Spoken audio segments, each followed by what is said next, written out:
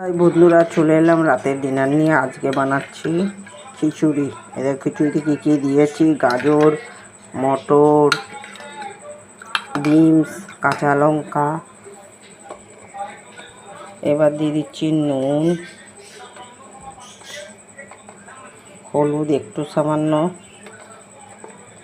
জিরা গুঁড়ো, এটা গোবিন্দভোগ চালের খিচুড়ি, একটু আদা। এবার গ্যাসটা জেলে নিয়েছি। এবার বসিয়ে দেবো।